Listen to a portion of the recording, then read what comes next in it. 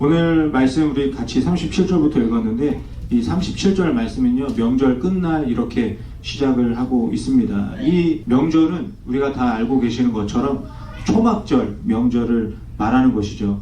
요한복음 7장이요 전체가 이 초막절을 배경으로 기록되어져 있습니다. 그래서 요한복음 7장 2절 말씀을 보면요, 유대인의 명절인 초막절이 가까운지라. 초막절이 말씀드린 것처럼 8일 동안 진행되는 명절이에요. 그래서 이 7장 2절에서는 명절이 가까워졌다 이렇게 말씀하시고, 또 요한복음 7장 11절에서는 명절 중에 유대인들이 예수님을 찾으면서 그가 어디 있느냐 이렇게 말씀을 하고 있습니다. 그러니까 이제 명절이 하루 이틀 지나고 있는 거죠. 그리고 요한복음 7장 14절에서도 이미 명절의 중간이 되어 이렇게 말씀을 하고 있습니다. 요한복음 7장은 이렇게 전체가 초막절을 배경으로 해서 기록되어져 있습니다. 그리고 37절에 와서는 이렇게 말씀하시죠. 명절 끝날 이렇게 말씀합니다. 명절의 마지막이 되었다. 초막절 마지막 날에 예수님께서 말씀을 하십니다. 그런데 그냥 말씀하시는 것이 아니라 보시면 아시겠지만 예수님께서 서서 외쳐 이르시되 이렇게 말씀을 하고 있습니다. 일주일 동안 이 초막절을 다 예수님이 보시고 나서 8일째 되는 마지막 날에 예수님이 일어나서 외쳐서 말씀하셨다 이렇게 기록하고 있습니다. 초막절에 진행되는 그 모든 일들을 보시고 예수님이 참다 못해서 일어나서 말씀하신 것이구나 이렇게 생각할 수가 있습니다. 이 초막절 절기가 어떤 절기인지 다 아실 텐데요. 오래전에 그 이스라엘 백성들이 애굽에 이집트에 430년 동안이나 종살이를 하고 있었습니다. 그 긴 세월 힘들어하고 있었는데 하나님이 정말 놀라운 기적과 은혜를 베풀어 주셔서 그 애굽에서 나오게 해 주셨습니다. 그리고 이 애굽에서 나온 백성들이 가나안 땅을 향해 가는 동안에 중간에 광야를 지나게 되는데 그 광야에서 집을 짓고 살 수가 없잖아요. 계속 이동해야 되니까. 그래서 텐트를 치면서 생활을 했습니다. 그래서 이 초막절이 될 때마다 이스라엘 사람들이 광야에서 지냈던 자신들의 그 조상을 생각하면서 직접 텐트를 치고 텐트 안에서 그렇게 절기를 보내게 되었습니다. 이런 그 초막절 중에 지내는 의식 가운데 하나였죠. 그리고 또 하나 의식이 있었는데 그것이 무엇이냐면요, 초막절 일주일 동안 하루에 한 번씩 그 제사장이 금 항아리에다가 실로한 면모물을 받아가지고 그 물을 가지고 성전으로 갑니다.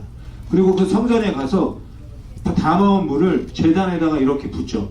제단에다가 부을 때 옆에서 나팔수들이 나팔을 막 붑니다. 그러면 그것을 보기 위해서 모여든 그 수많은 사람들이 막 소리를 지르는 거죠.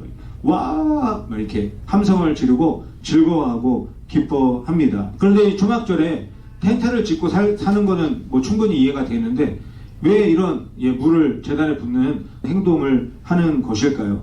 왜냐하면요, 이스라엘 조상들이 광야에서 지내는 동안에 광야에 물이 없어가지고 목이 마르다 모세한테 원망 불평했던 그런 때가 있었습니다.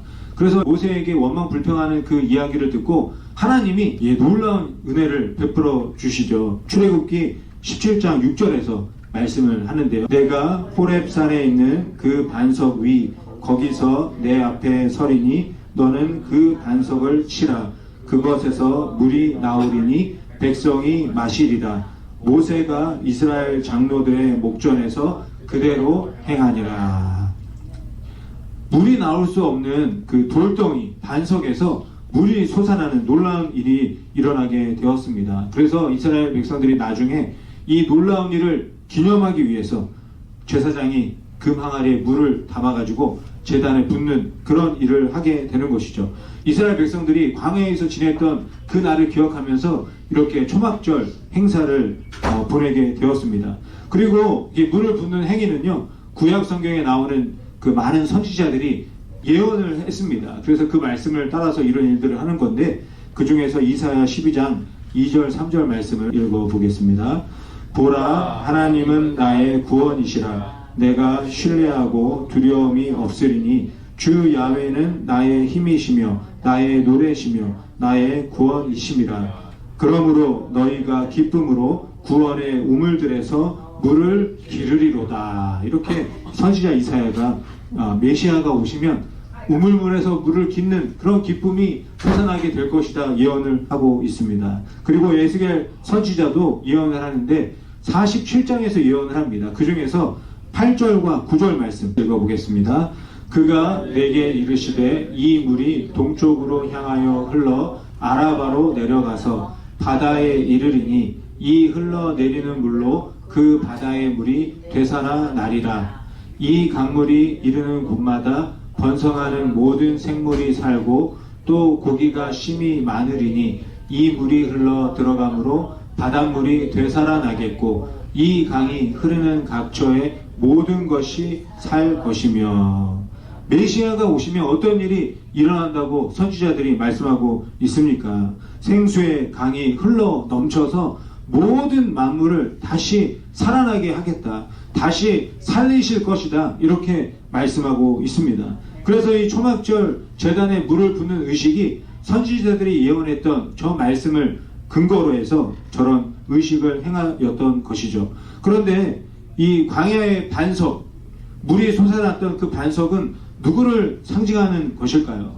사도 바울이 나중에 말씀을 하는데요. 고린도전서 10장 4절에서 말씀을 합니다. 다 같은 신령한 음료를 마셨으니 이는 그들을 따르는 신령한 반석으로부터 마셨음에 그 반석은 곧 그리스도시라. 물이 솟아난 반석이 그리스도다 이렇게 말씀하고 있습니다. 그리스도라는 말은요 헬라어 말로 번역이 된 거고요. 구약 성경의 히브리어로는 이 그리스도가 메시아입니다. 그러니까 결국은 메시아랑 그리스도랑 같은 말이 되는 거죠. 그리고 그 메시아도 그리스도도 다 예수님을 가리키는 것입니다. 결국 이 반석도 예수님을 나타내는 단어인 것이죠. 메시아가 오시면 물이 나올 수 없는 그 반석에서부터 물이 솟아나게 되고 그 물 때문에 모든 것들이 살아나고 회복될 것이다 말씀하고 있는 겁니다. 이런 의미라고 한다면 초막절의 주인공은 누구이겠습니까? 종살이하던 애굽에서 구원해 주시고 광야에서 지켜주시고 인도해 주신 하나님이십니다. 광야의 반석에서 물이 솟아나게 하신 하나님이십니다. 그 하나님이 누구를 이 땅에 보내주셨습니까? 예수님을 이 땅에 보내주셨습니다. 그리고 그 예수님이 그리스도다, 메시아다 하나님이 말씀하셨습니다. 세상을 구원할 분이라고 말씀해 주셨습니다. 그렇다면 당연히 이 초막절의 주인공도 예수님이십니다. 그런데 예루살렘에 모여든 사람들은요 초막절의 주인공이 누구인지 하나도 관심이 없었습니다. 그냥 즐겁고 신나는 축제와 파티를 보내고 있었죠. 제사장이 제단에 물을 부을 때 소리를 지르고 함성을 부르고 또 자신들이 쳐놓은 그 텐트에 들어가서 먹고 마시고 즐겁게 보내기만 했습니다. 축제의 주인공이 누구인지도 몰랐고 예수님이 메시아가 되시고 구원자가 되신다는 것도 생각하지 않았습니다. 결국 이 초막절이 주인공이 빠져버린 그런 절기가 되어버렸습니다. 얼마 전에 4월 11일부터 15일까지 그 태국에서 송끄란이라는 그런 축제가 있었습니다. 송끄란이라는 단어 태국말인데 어떤 의미인지 찾아봤더니 변화라는 의미를 담고 있는 단어였습니다. 이 기간 동안에 수많은 사람들이 서로에게 저 들고 있는 물총으로 물을 막 쏘고 코끼리가 또 물을 뿜어댑니다. 왜 이렇게 물을 쏘고 물을 맞냐면요, 이 물을 맞으면 나에게 있는 불운이 다 씻어진다 이렇게 생각을 했답니다. 그래서 이 축제에 많은 사람들이 모여서 서로에게 막 물을 쏘는 거죠. 그런데 불운을 없애려고 모였던 이 축제에 안타까운 사고가 많이 일어났습니다. 서로 막 사람들이 싸우기도 하고 많은 범죄가 또 일어나기도 했습니다. 이 기간 동안에 사람이 수십 명이 죽었다고 합니다. 그리고 1,500명이 넘는 사람들이 다쳤다고 합니다. 불운을 씻겠다고 모여든 이 축제가 엉망진창이 되어버렸습니다. 어떻게 보면 이 엉망이 되어버린 것이 너무나도 당연한 일인 것 같기도 합니다. 왜냐하면 불운을 물로 씻어버리겠다는 것이 말도 되지 않기 때문이죠. 이런 일로 시작했으니까 결국 엉망이 되어버린 것은 너무나 당연한 것 같습니다. 초막절도 비슷한 것 같습니다. 구약 시대부터 기다리던 메시아, 죄와 허물을 씻어주실 구원자가 주인공이 아니라 금 항아리에 담겨져 있는 그 물이 주인공인 것처럼 변질되고 말았습니다. 초막절이 진정한 의미를 잃어버리고 엉망이 되어버렸습니다. 초막절이 엉망이 되어버린 또 다른 증거가 많이 있습니다. 유대 종교 지도자들이 메시아 예수님을 알아보지 못하는 것부터 이 초막절은 엉망이 된 것이죠. 주인공인 예수님을 잡아다가 죽이려고 했으니 이 말도 안 되는 겁니다. 그리고 초막절에 모여든 사람들은요, 예수님의 출신에 대해서만, 예수님이 어디서 태어났는지에 대해서만 맨날 모여가지고 논쟁하기만 했습니다. 요한복음 7장 40절 43절 말씀 같이 읽어보겠습니다. 이 말씀을 들은 무리 중에서 어떤 사람은 이 사람이 참으로 그 선지자라 하며, 어떤 사람은 그리스도라 하며, 어떤 이들은 그리스도가 어찌 갈릴리에서 나오겠느냐. 성경에 이르기를 그리스도는 다윗의 씨로 또 다윗이 살던 마을 베들레헴에서 나오리라 하지 아니하였느냐 하며 예수로 말미암아 무리 중에서 쟁론이 되니. 이렇게 논쟁하는 모습이 여기에만 나오는 게 아니죠. 사람들이 모일 때마다 계속 이런 논쟁을 합니다. 예수님이 메시아이신지 구원자이신지 이런 거는 생각하지 않고 어디에서 태어났는지만 가지고 계속 이야기를 하고 있는 것이죠. 이 초막절이 정말 엉망진창이 되어 버렸습니다. 이런 모습을 바라보니까 예수님의 마음이 얼마나 아프시겠습니까? 그래서 예수님이 참다 못해서 명절 끝날에 일어나서 외쳐 말씀하시는 것입니다. 내게로 와서 마시라, 이렇게 말씀하고 계시는 것이죠. 37절 말씀에 보면요, 와서 마시라, 이 말이 명령형으로 표현되어져 있습니다. 그런데 이 헬라어 단어는요, 되게 넓은 의미를 가지고 있거든요. 그래서 이 내게로 와서 마시라는 이 명령형의 표현이 허락이나 찬성을 구하는 그런 의미를 가지고 있습니다. 그래서 영혼의 갈증을 느끼는 사람들은 다 내게로 와서 마시라 명령한다기보다는 사람들에게 초청하고 있는 모습을 보여주고 있는 겁니다. 실로암 연못물이나 우문물은 아무리 마셔도 목마르게 되지만 내가 주는 은혜의 생수는 영원히 목마르지 않는다. 참된 만족을 누리게 된다. 내가 너희들을 초청한다. 내게로 와서 마시라. 이렇게 예수님이 사람들에게 초청하고 있는 것입니다. 이런 예수님의 초청에 반응하게 되면 어떤 일이 일어나게 될까요? 요한복음 7장 38절에서 말씀합니다. 나를 믿는 자는 성경의 이름과 같이 그 배에서 생수의 강이 흘러나오리라 하시니. 생수의 강이 흘러나온다, 이렇게 말씀하십니다. 예수님의 초청을 받아들이는 사람들에게는 구약의 선지자들이 예언했던 대로 생수의 강이 넘쳐나게 된다 말씀하고 계십니다. 이 얘기를요, 예수님이 초막절에만 하신 것이 아니라 우물가의 여인을 만나서도 똑같이 말씀을 하셨습니다. 요한복음 4장 14절 말씀 같이 읽어보겠습니다. 내가 주는 물을 마시는 자는 영원히 목마르지 아니하리니 내가 주는 물은 그 속에서 영생하도록 솟아나는 샘물이 되리라. 우물가의 여인에게 그 속에서 영생하도록 솟아나는 샘물이 될 것이다, 이렇게 말씀하신 예수님이 초막절에서도 똑같이 말씀하고 계십니다. 그 배에서 생수의 강이 흘러나오리라, 이렇게 말씀하고 계시죠. 생수의 강이 어디서 흘러나온다고 말씀하고 있습니까?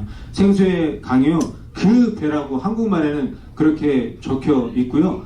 영어 성경에서는요, within him이라고 번역되어져 있습니다. 결국 가장 깊은 곳에서 그의 안에서부터 솟아나게 된다, 이렇게 말씀하고 있는 것이죠. 예수님이 왜 이렇게 말씀하셨냐면요, 유대인들은요, 사람의 감정이나 생각 같은 것이 사람 깊은 곳에서 나온다고 생각을 했습니다. 뱃속이나 심장에서 나온다 이렇게 생각을 했죠. 이것을 예수님이 아셨기 때문에 그 배에서라는 표현을 사용하고 계신 겁니다. 그리고 생수가 무엇인지 또 이어지는 39절에서 말씀하고 있습니다. 이는 그를 믿는 자들이 받을 성령을 가리켜 말씀하신 것이라. 생수가요 성령을 가리킨다 이렇게 말씀하고 있습니다. 생수의 강이 흘러나온다는 말은 결국 성령으로 충만해진다 이런 의미를 가지고 있는 것이죠. 그렇다면 성령 충만은 무엇이겠습니까? 말 그대로 생수가 되시는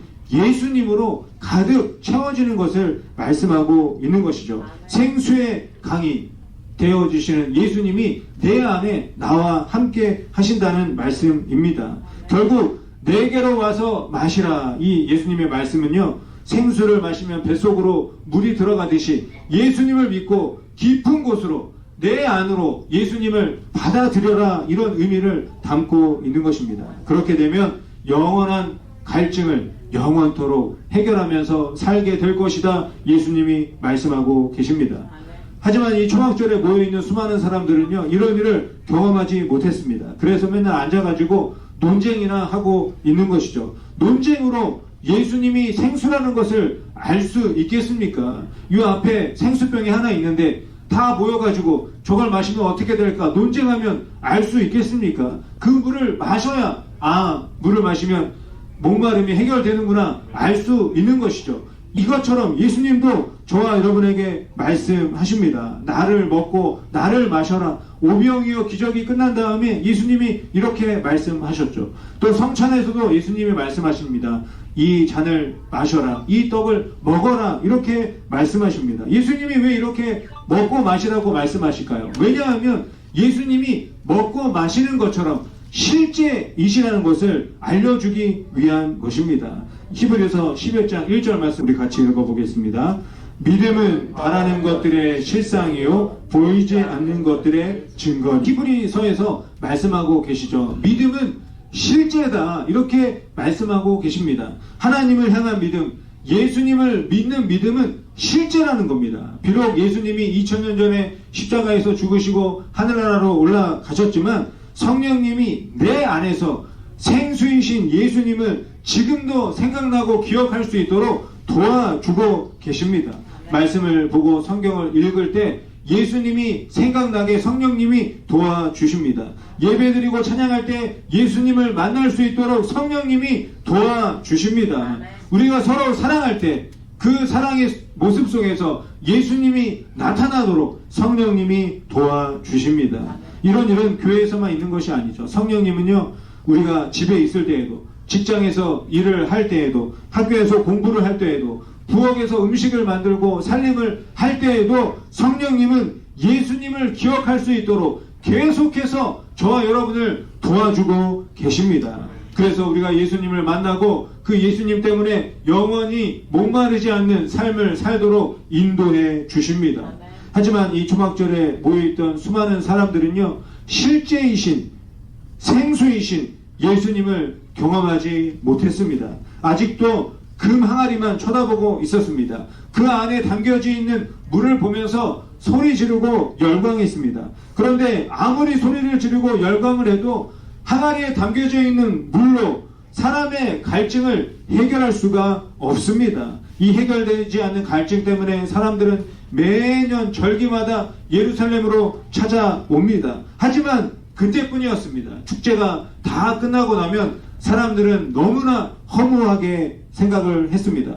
지금도 이런 비슷한 일들이 일어나고 있다고 저는 생각을 합니다. 예배나 집회에 모인 사람들이 무엇에 열광하고 있는지 보셨습니까? 무엇에 열광을 합니까? 찬양팀에 열광을 합니다. 또 유명한 설교자에게 열광을 하고 또 유명한 크리스찬 연예인들에게 열광을 합니다. 사랑하는 성도 여러분, 우리가 믿는 믿음의 대상이 누구이십니까? 누가 우리의 갈증을 해결해 주는 분이십니까? 누가 우리의 생수이십니까? 예수 그리스도가 생수인 줄 믿습니다. 그렇다면 우리가 누구에게 열광해야 하겠습니까? 예수님 한 분이십니다. 예수님이 저와 여러분의 믿음의 대상입니다.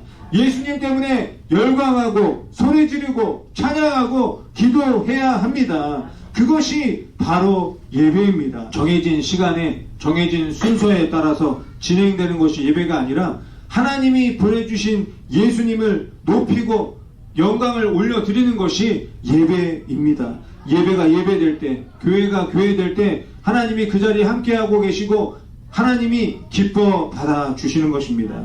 그곳에 하나님이 함께 계신다면 그 자리에 생수가 흘러 넘쳐나게 되는 줄 믿습니다. 조각절 마지막 날 모든 행사와 의식을 마치고 허무해하는 그 사람들에게 예수님이 안타까운 마음으로 말씀하십니다. 내게로 와서 마시라. 예수님의 이 외침에는요 또 다른 의미가 담겨져 있습니다. 그것이 무엇이냐면 예수님이 곧 하나님이라는 말씀입니다. 영원토록 목마르지 않는 물을 누가 만들 수 있겠습니까? 그 물을 누가 줄 수 있겠습니까? 하나님 한 분밖에 없습니다. 물이 나올 수 없는 광야에서 물이 솟아나게 할 수 있는 분은 하나님밖에 없습니다. 수십만 명이 마실 수 있는 그 물을 광야의 반석에서 솟아나게 하는 것을 보고 이스라엘 백성들이 어떤 생각을 했겠습니까? 아, 하나님이 여기에 계시는구나. 이스라엘 백성들에게 물을 주시는 분은 하나님이시구나. 이곳에도 하나님이 우리들과 함께 하시고 우리들을 돌봐주시는구나. 이런 생각을 하지 않았겠습니까? 우리 예배도 마찬가지입니다. 예배는요 부족한 것을 바라보는 시간이 아닙니다. 예배는 없는 것을 생각하는 시간이 아닙니다. 예배는 눈을 들어서 지금 실제 하시는 하나님을 바라보는 시간입니다. 생수의 근원 되시는 하나님을 바라보셔야 합니다.